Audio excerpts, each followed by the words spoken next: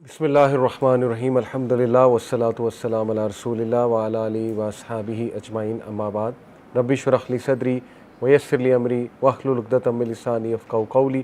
अस्सलामु अलैकुम व रहमतुल्लाहि व बरकातुहू। वेलकम टू सीरा क्लास, जज़ाकल्लाह खैर फॉर कमिंग। इंशाल्लाह आज का टॉपिक होगा कि we will be discussing about the qualities of रसूलुल्लाह, inner and outer both qualities. रसूलुल्लाह सल्लल्लाहु अलैहि वसल्लम के फ़िज़िकल एट्रीब्यूट्स और नबी अकरम सल्लल्लाहु अलैहि वसल्लम की inner qualities such as bravery, such as honesty, such as humility, such as generosity वगैरह वगैरह। और उसके बाद हम डिस्कस करेंगे ख़ास एट्रीब्यूट रसूलुल्लाह सल्लल्लाहु अलैहि वसल्लम की कम्युनिकेशन का। बॉडी लैंग्वेज में बहुत सी चीज़ें आती हैं, लेकिन इंशाल्लाह डिटेल में मैं समझता हूँ रसूलुल्लाह की कम्युनिकेशन को एनालाइज़ करना, ठीक है इंशाल्लाह। तो देखें, कैरेक्टर को जिस तरह से वेस्ट डिफ़ाइन करता है वो बहुत मुख्तलिफ है, क्योंकि मैंने वेस्टर्न एथिक्स और एथिकल सिस्टम भी स्टडी किया और मैंने इस्लामिक एथिकल, और थोड़ा सा फ़र्क है। बुनियादी फ़र्क ये है कि वेस्ट में अगर आप देखेंगे ना कि मेन जो कैरेक्टर के एट्रीब्यूट्स हैं, मेन एट्रीब्यूट्स, उनमें आपको डिग्निटी, ऑनेस्टी, कंपैशन तो नहीं, लॉयल्टी, उसमें आपको पंक्चुअलिटी, इस तरह की चीज़ें ऊपर नज़र आएंगी, क्योंकि उनका जो सिस्टम है वो कैपिटलिज़म बेस्ड सिस्टम है, ठीक है ना। तो कैपिटलिज़म चूँकि कॉरपोरेट कल्चर है सारा, तो कॉरपोरेट कल्चर में जो चीज़ें मैटर करती हैं और जो आपको ऊपर लाती हैं, उनमें सर फहरिस्त यही चीज़ें, डिग्निटी हो बंदे के अंदर, ईआई हो बंदे के अंदर, इमोशनल इंटेलिजेंस, पंक्चुअलिटी हो बला की, ठीक है ना, ऑनेस्टी हो, वर्क लाइफ बैलेंस हो, कॉन्शियसनेस हो। कॉन्शियसनेस एक बहुत बड़ा एट्रीब्यूट है, बल्कि दो चीज़ें जो डिफ़ाइन करती हैं ना कॉरपोरेट सेक्टर में टॉप आने का, वो मैं सुन रहा था एक साइकोलॉजिस्ट को, उसने कहा कि एक कॉन्शियसनेस और एक इंटेलिजेंस, ठीक है। तो कॉन्शियसनेस होता है कि अपने वर्क के साथ बहुत ज़्यादा कॉन्शियस होना, यानी एक बंदा सेल्फ ड्रिवन है, इसको सेल्फ ड्रिवन आप कह लें कि वो सेल्फ ड्रिवन है, वो खुद ही टाइम पे आएगा, खुद ही वक्त पूरा करके जाएगा, खुद ही जो है वो ऑनेस्टी से काम करेगा, तो इसको कॉन्शियसनेस कहते हैं साइकोलॉजिस्ट। लेकिन जब आप इस्लामिक एथिक्स की तरफ आएंगे ना, तो आपको एट्रीब्यूट्स जो टॉप पर मिलेंगे वो इससे ज़रा मुख्तलिफ हैं। ये भी हैं, ये नीचे हैं, लेकिन क्योंकि देखें ना, अगर डिग्निटी, लॉयल्टी, ऑनेस्टी, पंक्चुअलिटी ये करेक्टर के टॉप एट्रीब्यूट्स हैं, तो हिटलर की आर्मी सबसे ज़्यादा करेक्टर वाली है, ठीक है, वी कैन आर्ग्यू, क्योंकि हिटलर की आर्मी में लॉयल्टी भी थी जर्मनी के साथ और हिटलर के साथ, उनकी आर्मी में बला की पंक्चुअलिटी थी, तो पंक्चुअल उनसे ज़्यादा था ही कोई नहीं, ठीक है। इसी तरह डिग्निटी भी थी उनमें, अपनी कंट्री के ख़िलाफ़ कुछ भी नहीं सुनते थे। इसी तरह उनमें जो है वो लॉयल्टी, ये सारे एट्रीब्यूट्स, कॉन्शियसनेस इतनी कि वो अपने काम के ऐसे पक्के कि जब कोई ना भी देखे तब भी वो पक्का काम करते थे। तो इसलिए ये कैरेक्टर की एट्रीब्यूट्स वो नहीं है जो हम समझते हैं कि जो हमें डिफ़ाइन करें एज ए ह्यूमन बीइंग। मैं नहीं समझता कि ये ह्यूमैनिटी को डिफ़ाइन करने वाले कैरेक्टर्स हैं। ये वर्क प्लेस एथिक्स और प्रोफेशनल कैरेक्टर के आप कह लें कि कुछ एट्रीब्यूट्स हैं। हमें जो नज़र आता है सीरा से वो जेनरोसिटी, कंपैशन, ठीक है ना, सेल्फलेसनेस, आल्ट्रुइज़म, ये मुसलमानों के कैरेक्टरिस्टिक्स हैं, ओके। और ये चीज़ें कॉरपोरेट में फेल हैं। जो कंपैशनेट बंदा होगा वो उनके किसी काम का नहीं है, सीधी सी बात है, ठीक है ना। कंपैशनेट बंदे का उन्होंने अचार डालना, वो तो कहेंगे ये बंदा तो हमें मरवाएगा, हर जॉबलेस बंदे को जॉब दे देगा, कंपनी जो है वो ठप हो जाएगी, तो वो टोटली और है। अब वही सारा कॉरपोरेट सेक्टर चूँकि ऊपर है, तो वही चीज़ें नीचे ट्रिकल डाउन करती हैं। नेबर्स के साथ भी फिर वही एथिक्स हैं, फिर रिश्तेदारों के साथ भी वही एथिक्स हैं, हर जगह फिर वही एथिक्स चल रहे हैं। तो वेस्टर्न एथिकल सिस्टम मैंने बहुत डिटेल में पढ़ा है, बल्कि एक बुक भी मौलाना मदूदी की बुक है, इसमें western versus Islamic ethical system, ये हमें पढ़ाते थे CSS की तैयारी जब कर रहे थे। उसमें बहुत डिटेल में मौलाना ने जो है वो इसको डिस्क्राइब किया है कि क्या डिफरेंस है सेकुलर एथिक्स में और इस्लामिक एथिक्स में, बहुत बुनियादी डिफरेंस है, ठीक है। Because the thing that drives them is rating system versus the thing that drives us is pleasure of अल्लाह। जिस दिन हमारी यूथ को ये फ़र्क समझ आ गया ना, तो उन्हें इस्लाम समझ आ जाएगा। Rating system versus pleasure of अल्लाह। इस पे गोरों ने ही डॉक्यूमेंट्रीज़ बनाई हैं, ठीक है। उस डॉक्यूमेंट्री का मैं नाम नहीं लूँगा पब्लिकली, वो उसमें कुछ मायूब चीज़ें भी हैं, लेकिन एनीवे उन्होंने खुद डॉक्यूमेंट्रीज़ बनाई है जिसमें अपने एथिकल सिस्टम को खुद ही एक्सपोज किया हुआ है, जो कि प्योरली रेटिंग सिस्टम पे है।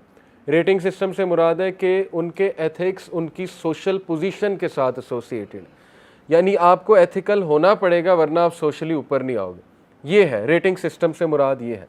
हमारे यहाँ ये ठीक है, एक तरह से ये इस तरह से यूज़फुल अप्रोच है कि बंदा एथिकल हो जाएगा, लेकिन क्या वाकई उसका दिल चेंज हुआ है? क्या दिल से वो एथिकल है? क्या जब लॉज ख़त्म हो जाएंगे और कोई पुलिस वाला नहीं खड़ा होगा और जब कोई नहीं देख रहा होगा, स्टिल क्या एक बंदा एथिकल है? ये बहुत बड़ा सवाल है, ठीक है। तो इसलिए इस्लामिक एथिकल सिस्टम, उसका मुकाबला ही कोई नहीं, क्योंकि वो अल्लाह से रिलेट करता है, वो तकवे से रिलेट करता है हर चीज़ को। ये बहुत बुनियादी फ़र्क है। इसीलिए जो कैरेक्टर की वैल्यूज़ की हम बात करते हैं ना, उसमें ह्यूमिलिटी है, उसमें जेनरोसिटी है, उसमें अल्ट्रुइज़म है, उसमें सेल्फलेसनेस है, उसमें जो है वो रसूलुल्लाह सल्लल्लाहु अलैहि वसल्लम की और कंपैशन है, उसमें एम्पथी है। Empathy is the defining character जो इंसान को इंसान बनाता है, ठीक है। एम्पथी से मुराद है किसी के बारे में फ़ील करना। जैसे एक स्कॉलर कहते थे कि अगर आप किसी को तकलीफ़ में देखो और आप उसकी मदद ना करो तो आप हाजी हो सकते हैं, आप बहुत बड़े आबिद हो सकते हैं, आप तहज्जुद गुजार हो सकते हैं, लेकिन आप नेक नहीं हैं, आप नेक नहीं हो सकते। तो नेकी है ही ये कि दूसरे की उसके दर्द में मदद करना, ठीक है, दूसरे के बारे में फ़ील करना।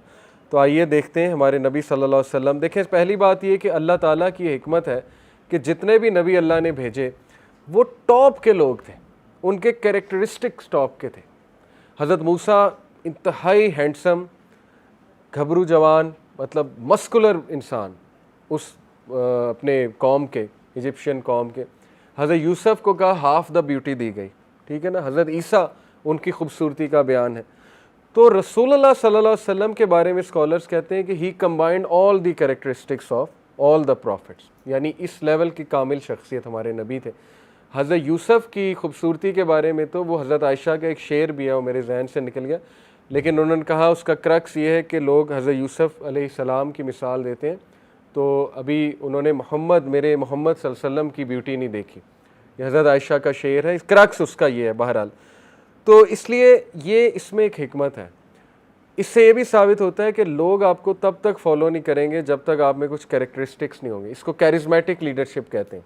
कुछ लोग जो है ना, वो दूर से ही लीडर, बंदा वैसे झुक जाता है उनके सामने, कैरिज्मेटिक लीडरशिप, ठीक है। तो हर नबी में कैरिज्मेटिक लीडरशिप थी और ये एक ज़रूरत थी, वरना जो है लोग जो है वो शायद फॉलोअरशिप ना इतनी होती, और ये अल्लाह की हिकमत है डेफिनेटली। ओके, तो हम वैसे तो फॉलोअरशिप का ताल्लुक याद रखें, अल्लाह ने दिल चेंज किए। इसको हम मटेरियल सेंस में नहीं कह रहे कि अगर वो कैरिज्मेटिक ना होते तो फॉलोअरशिप ना होती।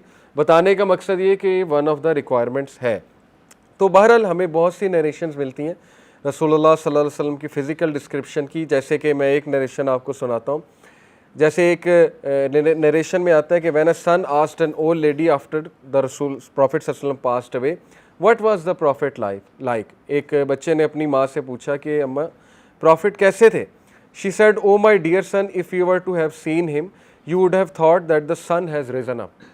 ए मेरे बच्चे, अगर तू रसूलुल्लाह का चेहरा देख लेता तो तुझे ऐसे लगता है जैसे सूरज निकल रहा है।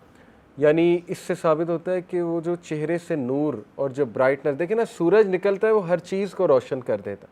तो फरमाया उन्होंने कि जब रसूलुल्लाह कहीं एंटर होते थे सल्लल्लाहु अलैहि वसल्लम और रसूलुल्लाह कहीं मौजूद होते थे तो हर चीज़ रोशन हो जाती थी और लगता था कि बस गली में एंटर होने लगे तो गलियां रोशन हो जाती थी। और लिटरली ये हमारे नबी सल्लल्लाहु अलैहि वसल्लम की खूबसूरती है।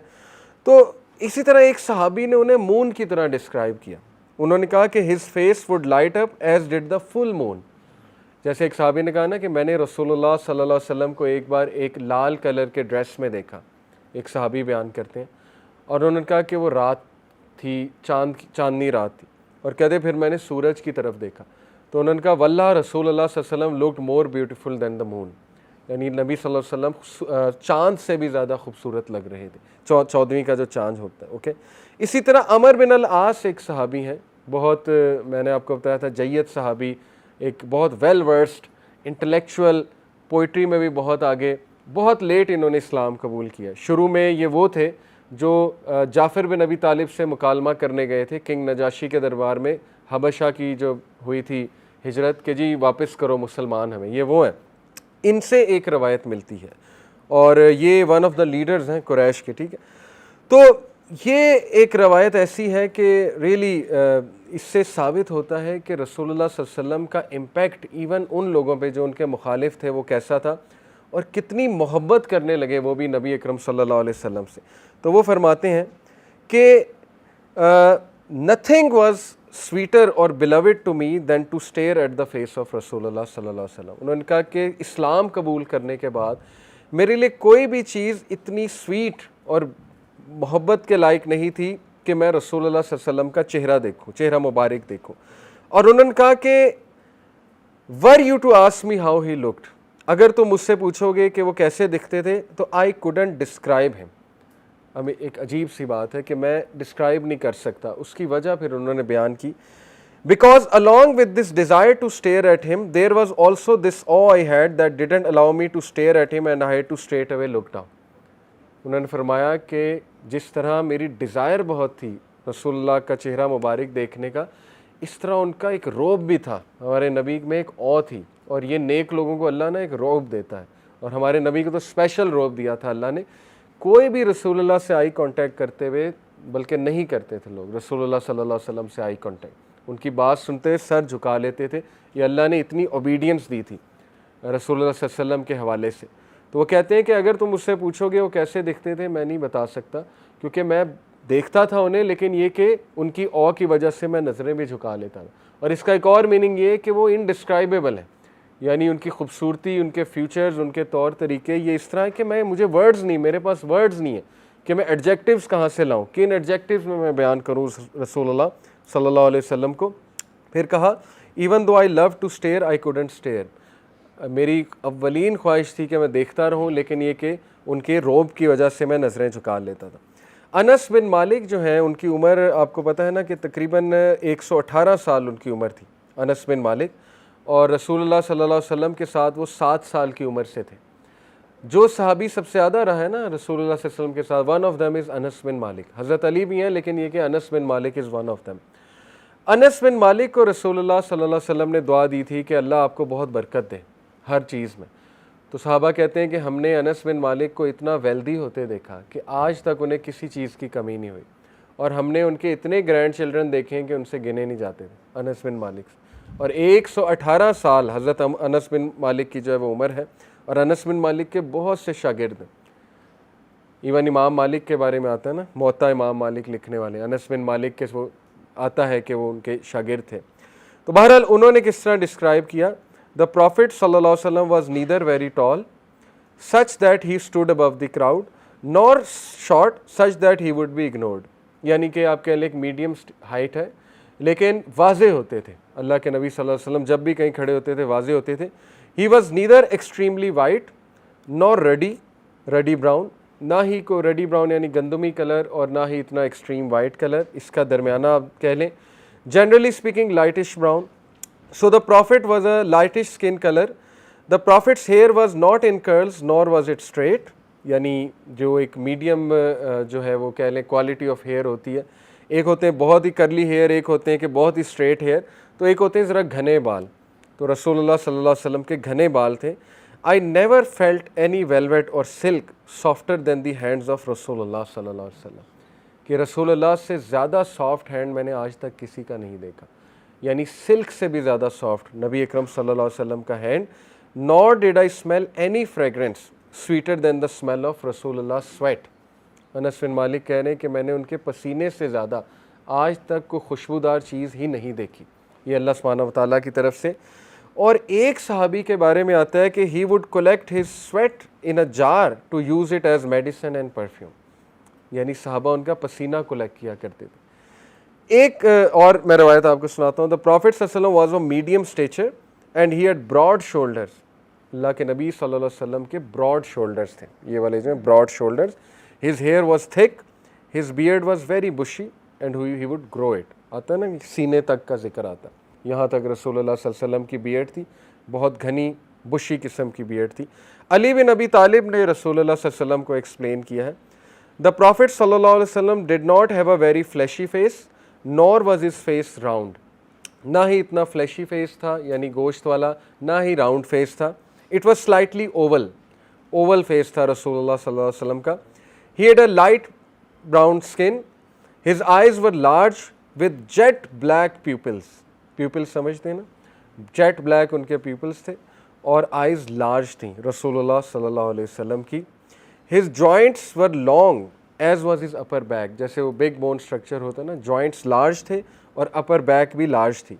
He did not have hair all over his body, but he did have a fine line of hair extended from the chest to the navel. रसूलुल्लाह सल्लल्लाहु अलैहि वसल्लम के यहाँ एक फाइन लाइन ऑफ हेयर थी जो यहाँ से लेके नेवल तक जाती थी. ये हज़रत अली बयान कर रहे हैं क्योंकि ज़ाहिर है उन्होंने रसूलुल्लाह के साथ बहुत ज़्यादा टाइम गुजारा. When he walked, he would walk fast as if he is walking down a slope. ये मैं आपको पहले बता चुका हूँ कि वो तेज़ी से वॉक करते थे और बहुत लॉन्ग डिस्टेंस वो बहुत शॉर्ट टाइम में जो है वो अबूर कर लेते थे. Some scholars say it is as if the earth was humbled when he walked. बाकायदा स्कॉलर्स बल्कि सहाबा कहते हैं कि जब रसूलुल्लाह चलते थे तो हर चीज़ हम्बल हो जाती थी. यानी ऐसा मालूम होता था पहाड़ हम्बल हो गए और रॉक्स हम्बल हो चुके हैं. एवरीथिंग वाज इन ऑफ रसूलुल्लाह सल्लल्लाहु अलैहि वसल्लम when he would walk. When he would turn to face with his whole body. Communication क्या थी, जब किसी से बात करते थे, जैसे यहाँ कोई बैठा है तो इस तरह नहीं करते थे कि चेहरा यहाँ है और बात यहाँ हो रही है, बल्कि पूरे अपनी बॉडी, ये बॉडी लैंग्वेज असल में बड़ी ज़बरदस्त टेक्निक है कि वो पूरी बॉडी शिफ्ट कर लेते थे. इस तरह नहीं कि थोड़ा सा मुड़ गए, ठीक है ना, मैं इनसे बात कर रहा हूँ तो यूँ कर रहा हूँ, नहीं, पूरी तवज्जो के साथ इस तरह शिफ्ट कर लेते थे एक इंसान की तरफ. तो बहरहाल ये उनकी body language. Between his two shoulders was the seal of the prophethood. वो आपने देखा seal of the prophethood. Salman al Farsi उसी को देख के मुसलमान हुए थे और and this was a sign to by which he would be recognized. It was a small growth of hair in between his shoulder. असल में small growth of hair थी, वो सील थी रसूलुल्लाह सल्लल्लाहु अलैहि वसल्लम की. तो सलमान अल फारसी आपको पता है उन्होंने इस तरह से जो है वो इस्लाम कबूल किया था.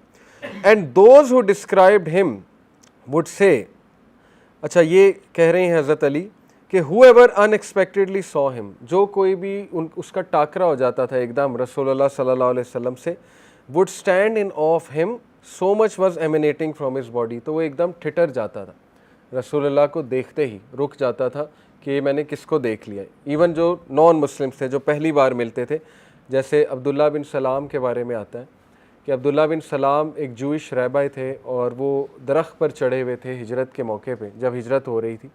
तो उन्होंने कहा था कि मैं दूर से पहचान लूँगा ये नबी है कि नहीं.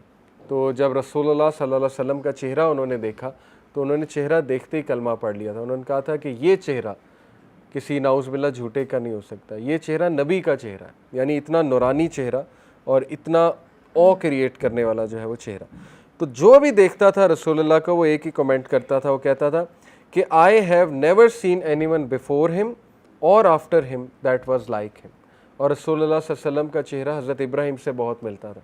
ये प्रॉफिट सल्लल्लाहु अलैहि वसल्लम ने ख़ुद बताया कि मैं अपने बाप से, मेरी बाप की छवि है, क्योंकि रसूलुल्लाह सल्लल्लाहु अलैहि वसल्लम ने मिराज में जब हज़रत इब्राहिम को देखा तो ही रिकग्नाइज, और ज़ाहिर है कि हज़रत इब्राहिम की ही औलाद में से हैं वो. जाबिर बिन समूरा रज़ियल्लाहु अन्हु से एक रवायत है, he narrated that he was going home one day on a full moon and just happened to pass by the prophet and he was wearing a red covering and he said, red colour का लिबास, I looked at the face of prophet and the full moon and the prophet was more beautiful in my eyes than the full moon सल्लल्लाहु अलैहि वसल्लम. यानी ये उनकी beauty बयान की जा रही है, ये उनका कैरिज़मा बयान किया जा रहा है.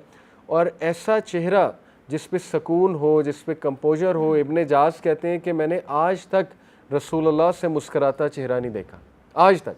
जब उनसे मिले वो मुस्करा रहे थे. और ये वो इंसान है जो तमाम मुश्किलात से घिरे हुए थे. यानी नेम एनी डिफ़िकल्टी और यू विल फाइंड के रसूलुल्लाह सल्लल्लाहु अलैहि वसल्लम हैड इट.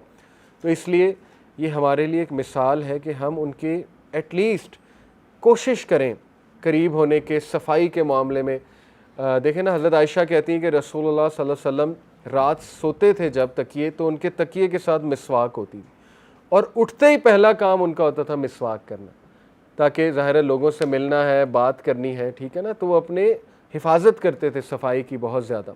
तो हमें एमुलेट करना है उनको सफाई में, जो उनके तौर तरीके हैं, जो उनका लिबास है बहुत साफ़ सुथरा, बहुत साफ़ रहने का उनका जो अंदाज़ है. और ज़ाहिर है जो उनकी मैंने फ़िज़िकल डिस्क्रिप्शन बताई है, बियर्ड के बारे में बताया, उनके बालों के बारे में बताया, उनके हेयर स्टाइल, बीच से मांग निकालते थे अल्लाह के नबी सल्लल्लाहु अलैहि वसल्लम. जितना बंदा कोशिश कर सकता है उनके करीब होने की, बंदा करे. तो बहरहाल इसी तरह many people accepted Islam just by seeing his face. मैंने आपको अब्दुल्ला बिन सलाम का कहा कि जैसे उन्होंने चेहरा देखा उन्होंने कहा ये तो नबी हैं, अल्लाह के नबी ही हैं। अब हम आते हैं इनर क्वालिटीज़ की तरफ। तो इनर क्वालिटीज़ में पेशेंस है, ह्यूमिलिटी है, लव एंड केयर है, कंपैशन है, ठीक है ना, मॉडेस्टी है, सिंपल लाइफस्टाइल है, ह्यूमिलिटी है। ये हैं डिफाइनिंग कैरेक्टरिस्टिक्स जो इंसान को असल में इंसान बनाते हैं। तो आइए हम देखते हैं। एक तो वाक़या है उमर सलान्हो का। उमर सलान्हो वंस एंटर्ड अपॉन रसूलुल्लाह सल्लल्लाहु अलैहि वसल्लम when he was lying in A small compartment in the मस्जिद and it was nothing but a jug of water and a small bed made out of branches of a date palm tree। यानी ये उनकी simplicity है। एक बार angel आए, angel of death, रसूलुल्लाह Israfil, horn जिन्होंने blow करना है, सूर फूंकना है, वो रसूलुल्लाह सल्लल्लाहु अलैहि वसल्लम के पास आए और हज़रत जिब्राइल भी वहाँ मौजूद थे, सही रवायत है। तो उन्होंने रसूलुल्लाह सल्लल्लाहु अलैहि वसल्लम को कहा कि मैं आपको अल्लाह आपको दो चॉइसेस देते हैं। एक ये कि आप बादशाह बन जाएं दुनिया के और आपके महल होंगे और आपके हाथ में दुनिया की तमाम दौलत होगी और आप अल्लाह के प्यारे तो हैं ही, उससे कोई उसमें स्टेटस में फ़र्क नहीं पड़ेगा, अल्लाह आपको आखिरत में भी बहुत देगा। दूसरा ये है कि आप यही सिंपल लाइफस्टाइल में रहें और इसी को पसंद करें और आखिरत में तो फिर आपके लिए फिर ज़ाहिर है अल्लाह ने कहा कि बहुत कुछ है। तो रसूलुल्लाह सल्लल्लाहु अलैहि वसल्लम ने कहा कि मुझे दूसरे वाला लाइफस्टाइल पसंद है। तो ये देखें, यस हमें सहाबा की बहुत सी मिसालें मिलेंगी अमीर होने की और बहुत लग्जरी में रहने की, लेकिन जो हमारे नबी सल्लल्लाहु अलैहि वसल्लम ने अपने लिए पसंद किया वो एक सिंपल लाइफस्टाइल पसंद किया। इसको मिनिमलिज्म कहते हैं हम आज की कॉरपोरेट लैंग्वेज में। जितने भी आपने देखे ना कॉरपोरेट जाइंट्स हैं वो मिनिमलिज्म के कायल हैं।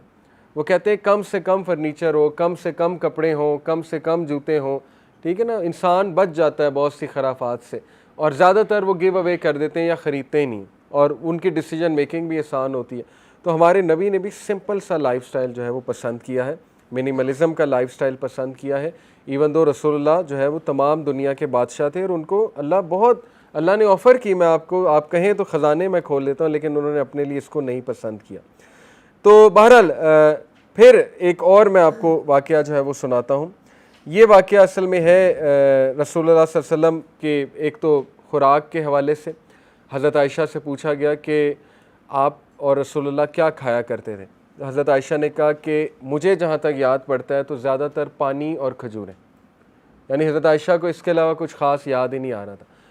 कुर्बानियाँ बहुत दी ना, ज़ाहिर जितना बड़ा रोल था उतनी बड़ी कुर्बानी थी, उतना जो है वो ज़ब्त था, ज़ुहद व तक़वा उतना था, उतना ही ज़ब्त था।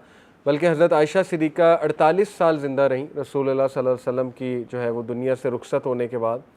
तो हज़रत आयशा कहती हैं कि जब भी मुझे कोई अच्छा खाना प्रेजेंट करता था तो मैं रोने लग जाती थी। यानी इस तरह की मुश्किलात अम्मा आयशा ने देखी, मुश्किलात कह लें या ज़ब्त, कि जब भी अच्छा खाना आता था तो she would start to cry, हज़रत आयशा रज़ियल्लाहु अन्हा।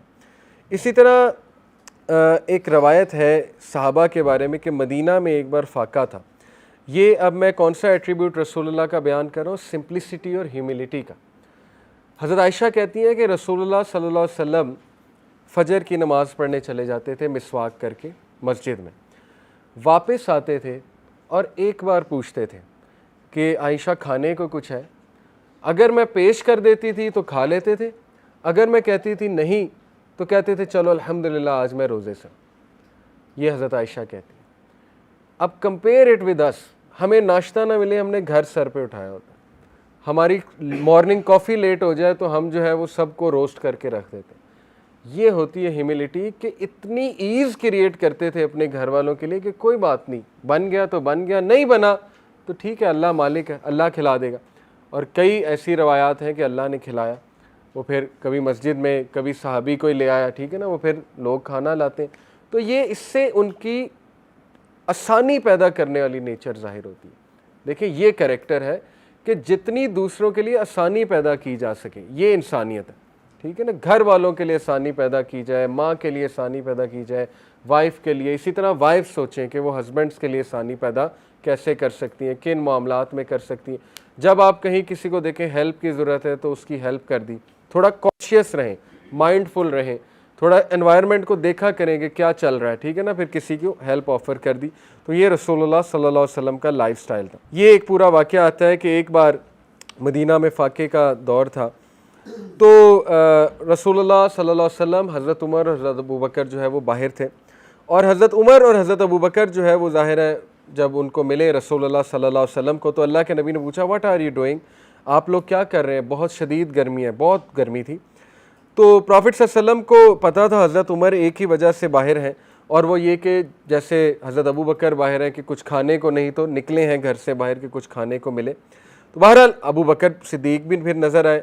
तो now the three of them are sitting down all hungry and talking, और फिर एक सहाबी आते हैं और उस सहाबी पूछते हैं उनसे कि वो क्या कर रहे हैं तीनों यहाँ। तो हज़रत उमर कहते हैं कि हम आउट ऑफ हंगर यहाँ पर आ गए, भूख की वजह से मजबूर होकर हम यहाँ पर आ गए।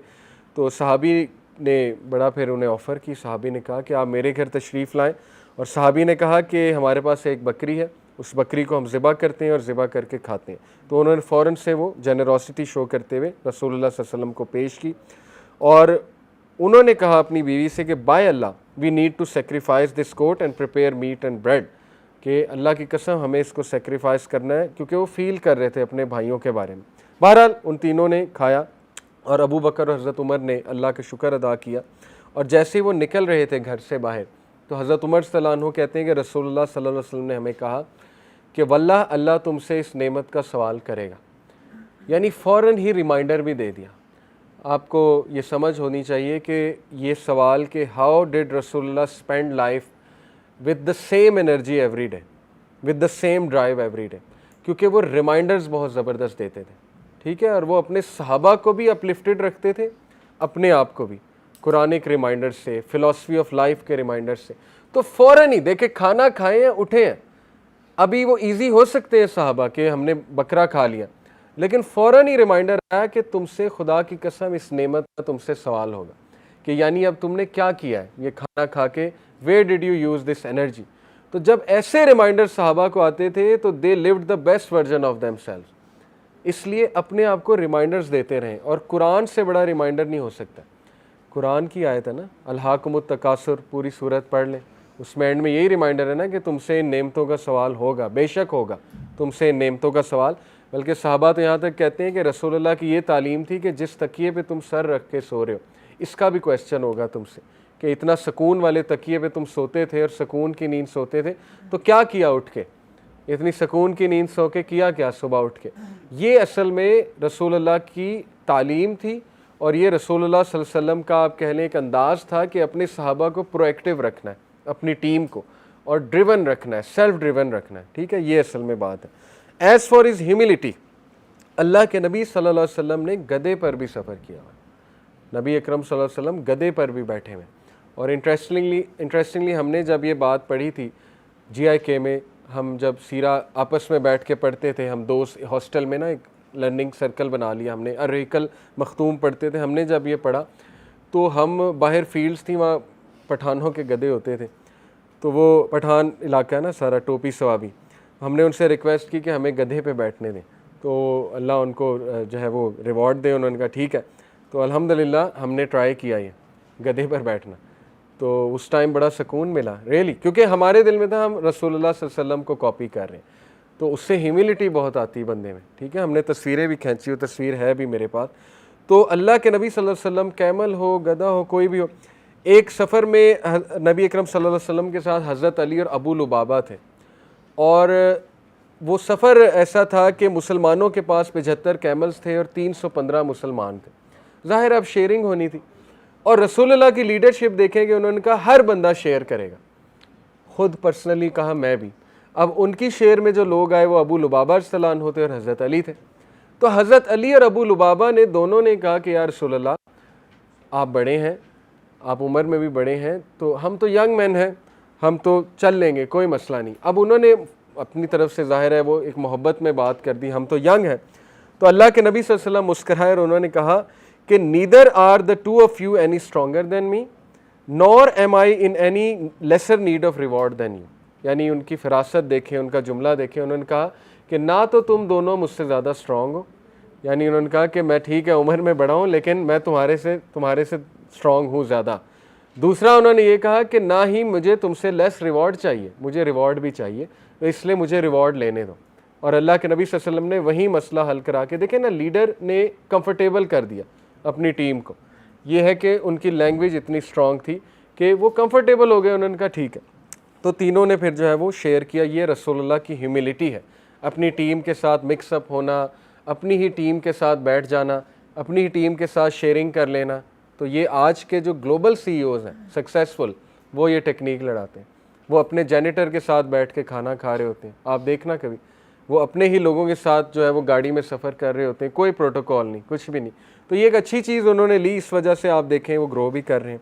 एनीवे, अनस बिन मालिक रज़ियल्लाहु अन्हु जो है, उनके मैं हवाले से रसूलुल्लाह सल्लल्लाहु अलैहि वसल्लम की ह्यूमिलिटी आपको बताता हूँ। उन्होंने कहा कि मैं रसूलुल्लाह के साथ 10 साल गुजारे और 10 साल में एक बार भी रसूलुल्लाह ने मुझे उफ़ नहीं कहा।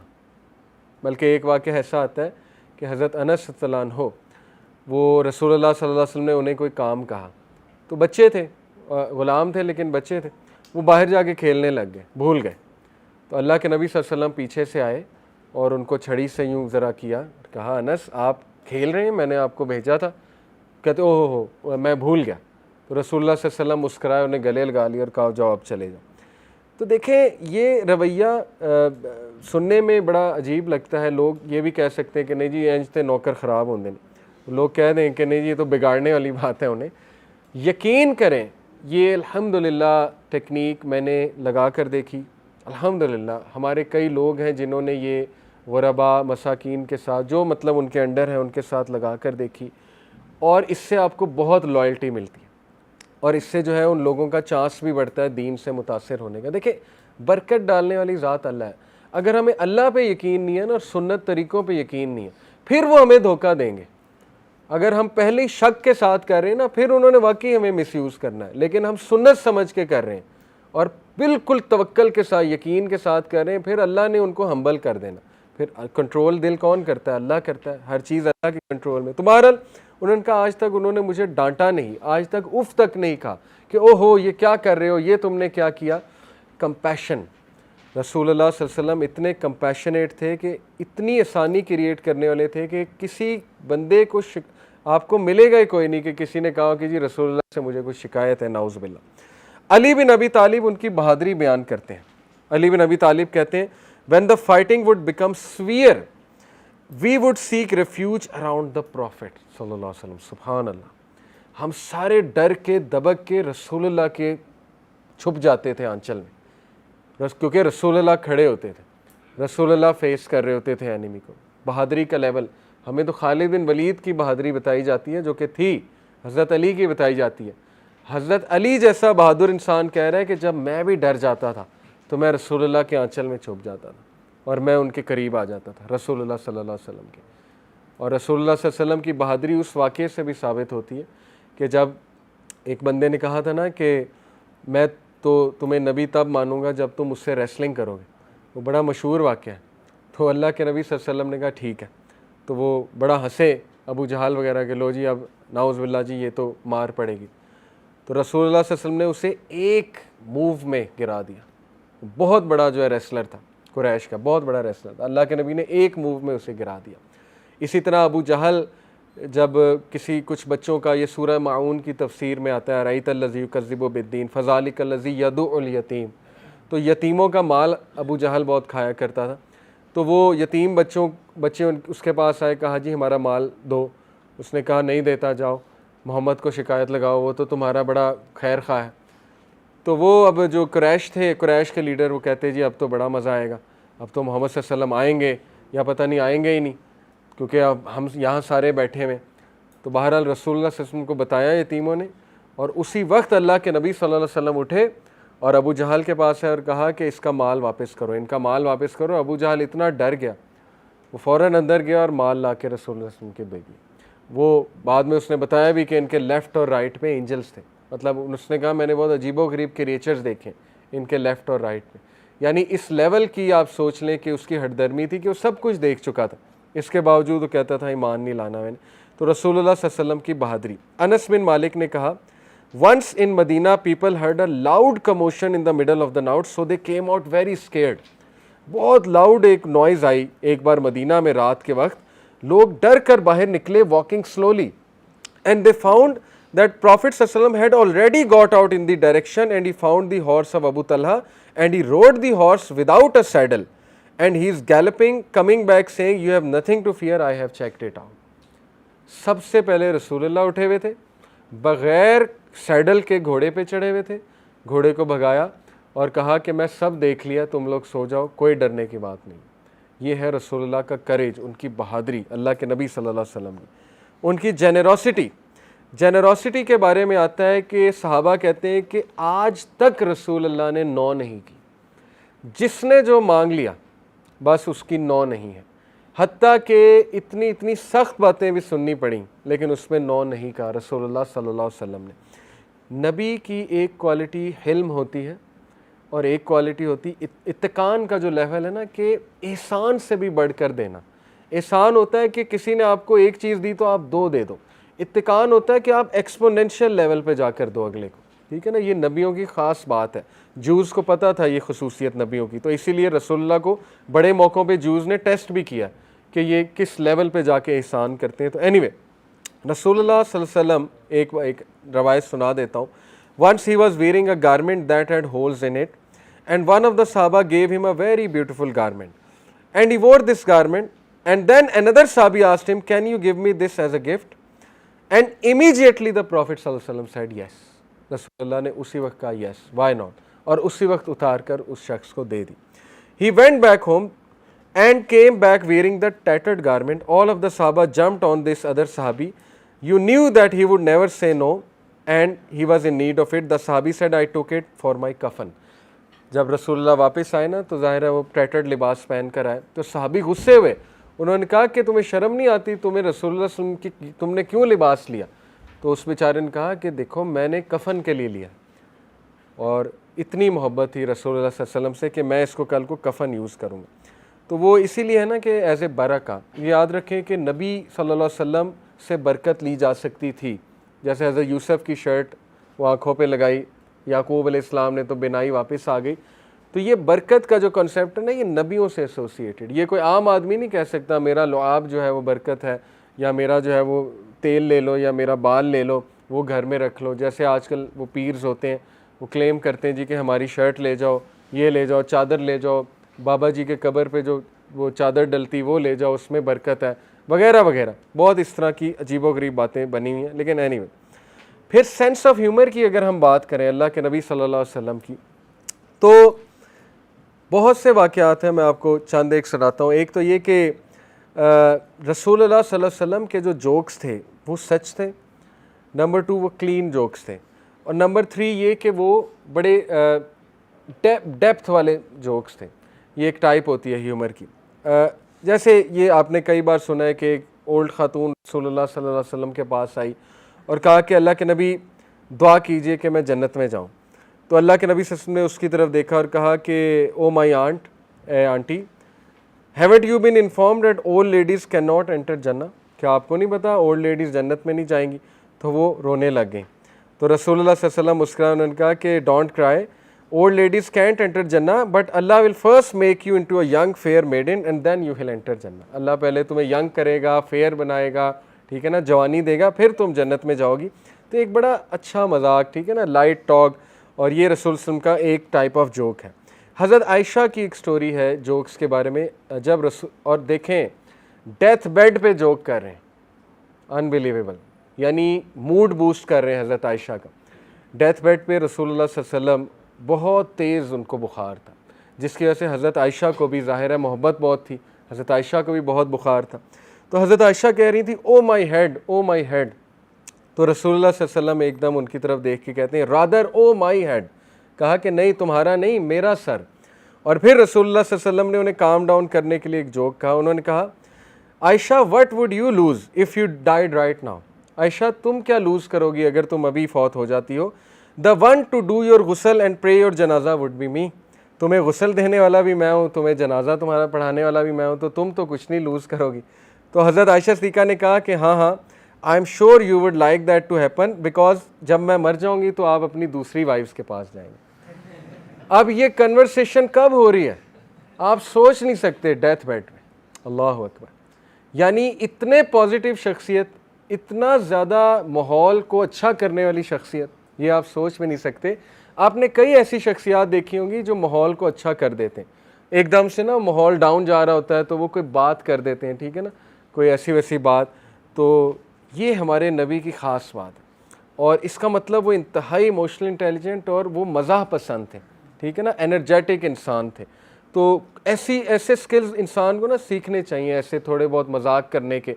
देखें बच्चों के साथ उनका अलग मजाक था, बच्चों के साथ बच्चों की तरह, ठीक है ना, मिक्सअप हो जाते थे। इसी तरह जो टीनेजर्स हैं उनके साथ उनका अलग मजाक था, जो प्रोफेशनल लोग हैं उनके साथ उनका अलग मजाक था, वगैरह वगैरह। ये स्किल्स इंसान को ना आनी चाहिए, क्योंकि इससे ये कि इंसान वो, चूँकि हमारा तो मकसद है ना दावा, तो इससे ये कि लोग करीब हो जाते हैं। वो एक बुक है ना, हाउ टू विन फ्रेंड्स, तो ये किताब का इस्लामिक वर्जन मैं आपको बता देता हूँ, एंजॉय योर लाइफ, ज़िंदगी से लुत्फ़अंदोज़ होइए। उसमें उन्होंने सुन्नत से वो सारे तरीके बताए हैं, रसूलुल्लाह सल्लल्लाहु अलैहि वसल्लम की गुफ्तगू और उनके मजाक और बहुत उनके शगुफ्ता मिजाज जो है उसका ज़िक्र किया है कि किस तरह से वो अपने लोगों से। और आप देखेंगे कि जो बड़े बड़े CEOs हैं ना, सक्सेसफुल लोग, इनकी ये जो ह्यूमर है ये इनमें होना ज़रूरी होता है, वरना ये ऊपर नहीं आते। क्योंकि एक बुनियादी सी बात है, आपको मिक्सअप होना है, ठीक है ना, आपको ज़रा थोड़ा सा। तो जोक क्रैक करने के भी तरीके हैं, ठीक है। जोक ऐसा हो कि जिसमें कोई पर्सनल अटैक ना हो, जिसमें कोई लूप होल ना हो, जिसमें कोई डुअल मीनिंग टॉक ना हो। कभी कभी हम जोक करते हैं, अगले को समझ ही नहीं आता, ठीक है ना, तो वो नाराज़ हो जाता है। तो ऐसे जोक्स कभी रसूलुल्लाह सल्लल्लाहु अलैहि वसल्लम ने जो है वो नहीं किए। एक और वाक़या आता है कि एक सहाबी थे ज़ाहिर, हज़रत ज़ाहिर जो है वो अब अल्लाह ने बनाया है, तो हदीस में आता है ना कि वो ज़रा इतने गुड लुकिंग नहीं थे, तो छोटा कद था, और ज़ाहिर है कि लोग इतना वो अब अल्लाह ने बनाई है शक्ल, लेकिन ये कि इतने गुड लुकिंग नहीं थे, लेकिन ये कि सिंसियर बिलीवर थे। एक बार रसूलुल्लाह सल्लल्लाहु अलैहि वसल्लम ने उन्हें देखा कि वो मार्केट में कोई सेल कर रहे हैं, हज़रत ज़ाहिर। तो अल्लाह के नबी सल्लल्लाहु अलैहि वसल्लम ने उन्हें पीछे से हग कर लिया। अब ये भी देखें क्या तरीका है, अपने टीममेट को या अपने उसको, एक सहाबी को, उनको पीछे से गले लगा लिया। यानी उनके ह्यूमर में ये भी शामिल था ना कि जैसे किसी को सरप्राइज़ कर दिया पीछे से आके, वगैरह वगैरह। तो हज़रत ज़ाहिर जो है वो एकदम ठिठर गए, और जब उन्होंने देखा कि रसूलुल्लाह सल्लल्लाहु अलैहि वसल्लम है, तो वो एकदम पीछे मुड़ के रसूलुल्लाह सल्लल्लाहु को चूमने लग गए, यानी कि उनके जिस्म मुबारक को चूमने लग गए। तो फिर रसूलुल्लाह सल्लल्लाहु अलैहि वसल्लम ने सदा लगाई कि who is it who is going to buy this अब्द फ्रॉम मी। अब्द मीन स्लेव, कौन है जो मुझसे ये स्लेव लेगा। स्लेव से यहाँ मुराद थी अब्दुल्ला, अल्लाह का बंदा, कौन लेगा मुझसे। और ये ऐसे जोक कह रहे हैं वो, ठीक है, लाए नहीं कर रहे। सो ज़ाहिर ने कहा, या रसूलुल्लाह, in that case you will get a very bad bargain. अल्लाह के नबी, ये तो बहुत बैड बार्गेन है, मुझे कौन ख़रीदेगा। रसूलुल्लाह सल्लल्लाहु अलैहि वसल्लम ने कहा, Zahir you are very expensive in the eyes of Allah. अल्लाह अकबर। और पूरे सब को सामने देख के कहा कि सुन लो, ज़ाहिर बहुत एक्सपेंसिव है। तो ये देखिए, अपनी मजाक मजाक में अपनी टीम का कॉन्फिडेंस बिल्ड करना, ठीक है ना, मजाक मजाक में कि बूस्ट करना अपने लोगों को। और फिर जो लव की अगर मैं बात करूं कि रसूलुल्लाह सल्लल्लाहु अलैहि वसल्लम की मोहब्बत क्या थी अपनी उम्मत के साथ। देखें, एक तो है ना कि सहाबा के साथ, अपनी बीवियों के साथ, लोगों के साथ, लेकिन मैं आपको उनकी उम्मत के साथ मोहब्बत के बारे में एक फ़ैक्ट बताता हूँ। सबसे पहले तो मैं आपको ये आयत सुना दूँ, ये सूरह तौबा की आयत नंबर 128 है। अल्लाह कहते हैं, लक़द जाअकुम रसूलुन मिन अनफुसिकुम अज़ीज़ुन अलैहि मा अनित्तुम हरीसुन अलैकुम बिल मुमिनीना रऊफ़ुर रहीम। तुम्हारी तरफ बेशक एक मैसेंजर, एक रसूल आया है, फ्रॉम अमंग योरसेल्व्स, तुम्हारे अपने में से, अज़ीज़ुन अलैहि मा अनित्तुम, grievous to him is what you suffer. दुखी करती है ये चीज़ उसे जब वो तुम्हें सफ़र होते देखता है।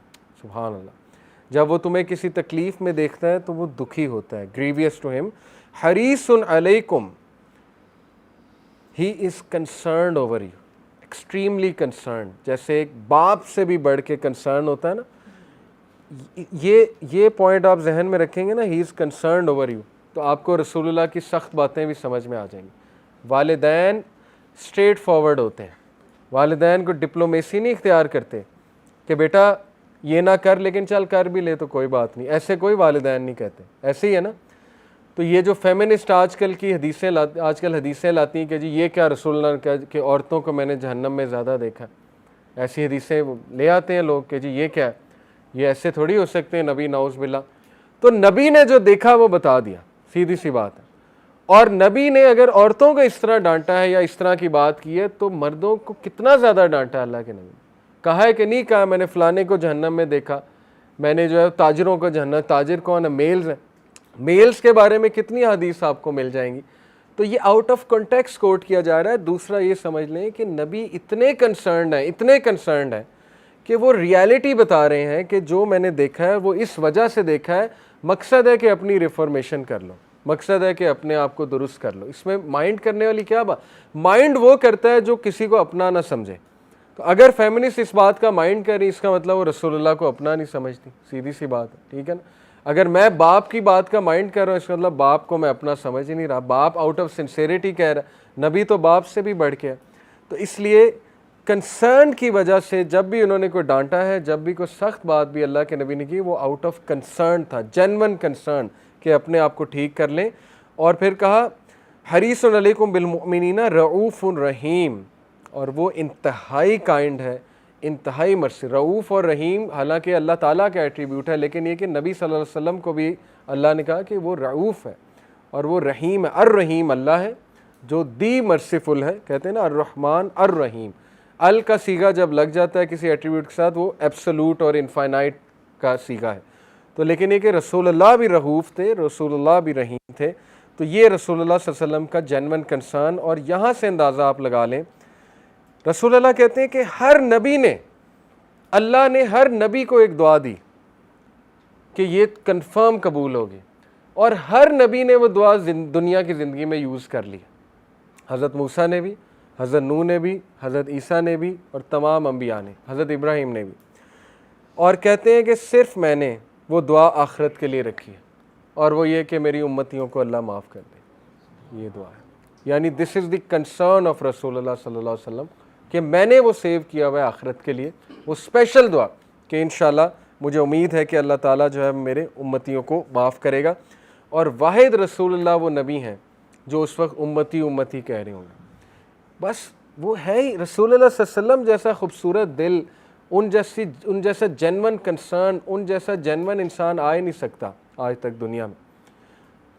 मेराज के सफ़र पे अल्लाह के नबी सल्लल्लाहु अलैहि वसल्लम ने क्या चूज़ किया था, जब जिब्राइल ने एक तरफ जो है वो वाइन पेश किया, एक तरफ मिल्क पेश किया, मिल्क, तो हज़रत जिब्राइल ने कहा कि आपने फ़ितरत चूज़ किया और आपकी उम्मत फ़ितरत पर होगी। यानी फ़ितरत से मुराद है कि आप जेन्युइन जो इंसानी क्वालिटीज़ हैं, आप उसका पूरा एक पैरोकार है, मतलब उसका एक पूरा वो पैकर है, और आपकी जो उम्मत होगी वो उनमें भी यही क्वालिटीज़ होंगी। आपको एक अजीब बात बताऊं, कुरानिक लैंग्वेज, कि अल्लाह सुब्हानहू व तआला ने जब बशारत दी ना हज़रत इब्राहीम को हज़रत इसहाक़ की, तो कहा कि अल्लाह तुम्हें एक अलीम बेटा दे रहा है, इल्म वाला, बसीरत वाला।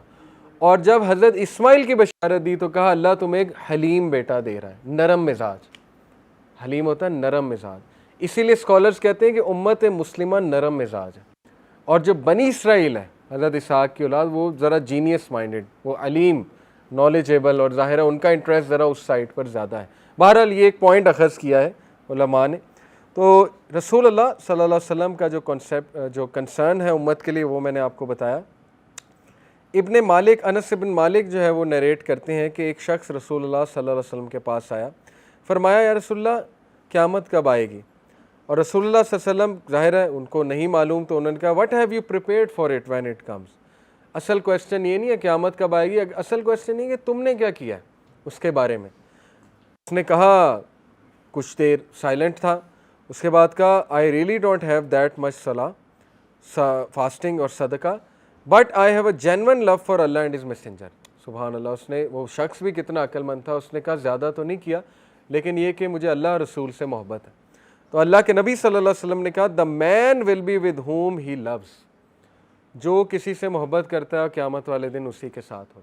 और अनस बिन मालिक कहते हैं कि इस हदीस ने, इस बात ने हमारे चेहरों पे जो है वो खुशी की लहर दौड़ा दी, और इस बात ने हमारे चेहरों को हमारे चेहरे खिल उठे कि हम इंशाअल्लाह रसूलुल्लाह सल्लल्लाहु अलैहि वसल्लम के साथ हों।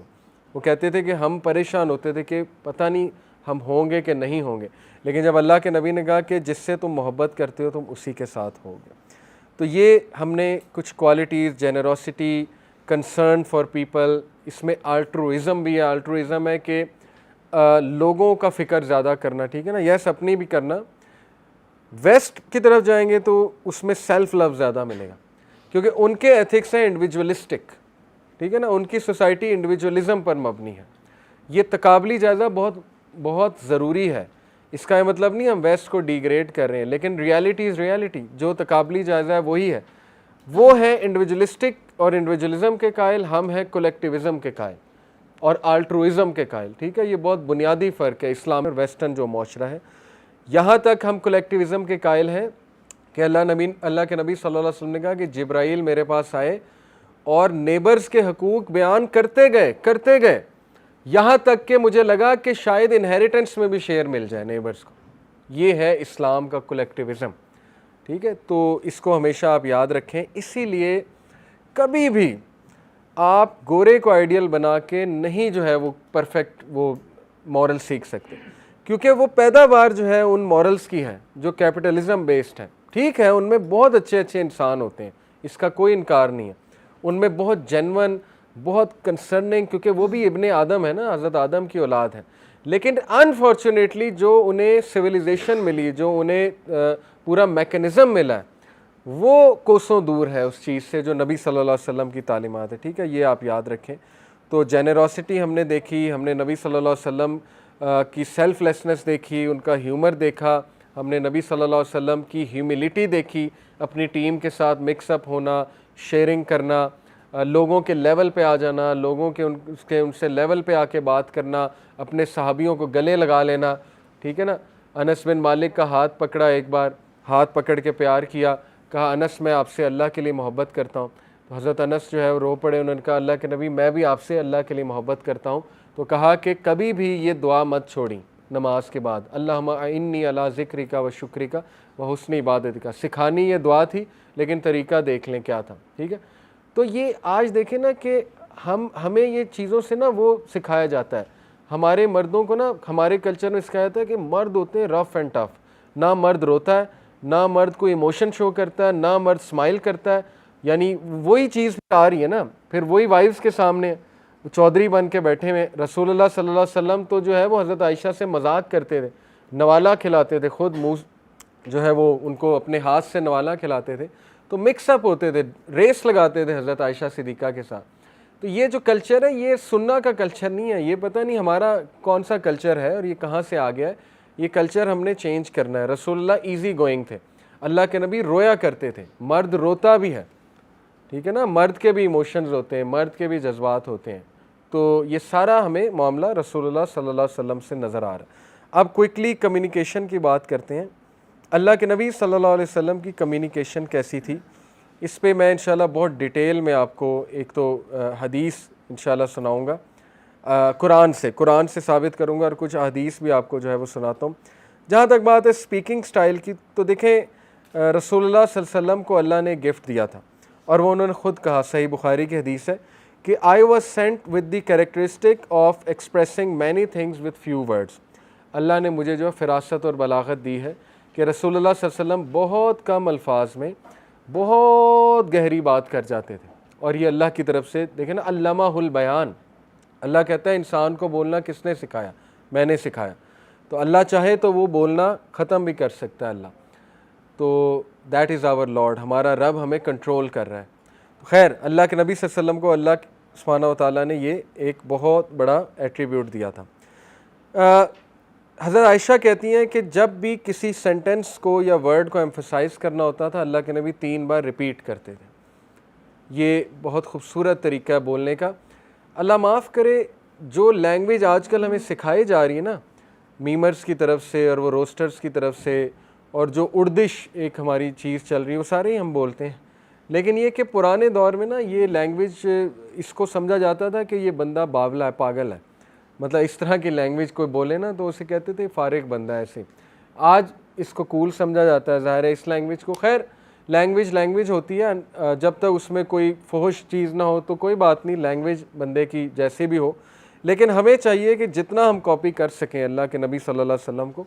प्रॉफिट सल्लल्लाहु अलैहि वसल्लम जो है वो आहिस्ता बात करते थे।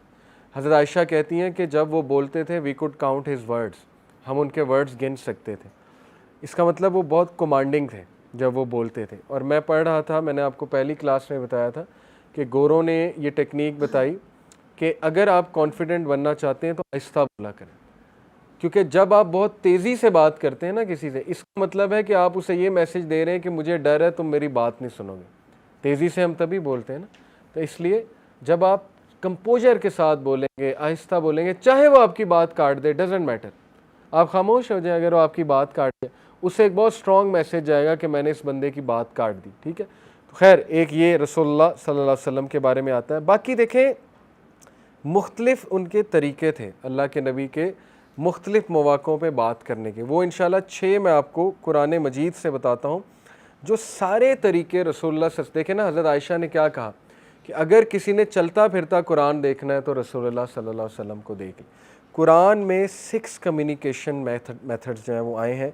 इंशाअल्लाह ताला वो आप देखेंगे कि रसूलुल्लाह सल्लल्लाहु अलैहि वसल्लम की स्पीच से भी वाज़ेह हैं। सबसे पहला जो कुरान ने कम्युनिकेशन का रूल दिया वो है कौलन करीमा। ओके, कौलन करीमा, कौलन करीमा कहते हैं एक नोबल और जेनरस स्पीच को। और यू विल बी अमेज कि कौलन करीमा अल्लाह ने किसके लिए इस्तेमाल किया। सूरह बनी इसराइल, सूरह अल इसरा है, आयत नंबर 23।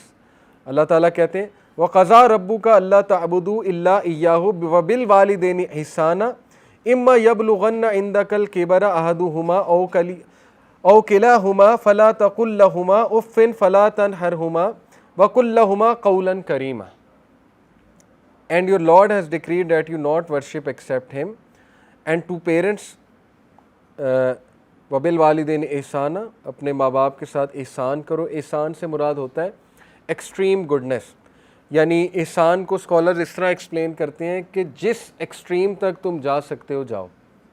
और किसके बारे में अल्लाह ने एहसाना कहा है? माँ बाप के साथ, यानी माँ बाप को जितना एक्सट्रीम पे बियर कर सकते हो करो। इसकी तफसीर ये है, ठीक है, बेसिकली। और फिर कहा वेदर वन और both of them reach old age with you से नॉट टू देम उफ। जब वो स्पेशली ओल्ड एज में आ जाएं, उफ से मुराद होता है उकताहट शो करना। तो बुढ़ापे में उन्हें उकताहट तक शो ना करो। And do not repel them, उनको रिपेल मत करो। बट वकुल लहुमा कौलन करीमा, speak to them a noble word, a generous word. ऐसी जेनरस बात करो जो उनका दिल बहलाने वाली है, ऐसी जेनरस बात करो जो उनको अपलिफ्ट करने वाली। ठीक है, तो कौलन करीमा ये होता है जेनरस वर्ड, ये होता है नोबल वर्ड। आप देखेंगे कि रसूलुल्लाह सल्लल्लाहु अलैहि वसल्लम रूड तरीन लोगों के साथ उनका कौलन करीमा आपको नज़र आएगा। और रूड तरीन लोगों को डील करने का है ही हल ये। साइकोलॉजिस्ट कहते हैं बी काइंड टू देम।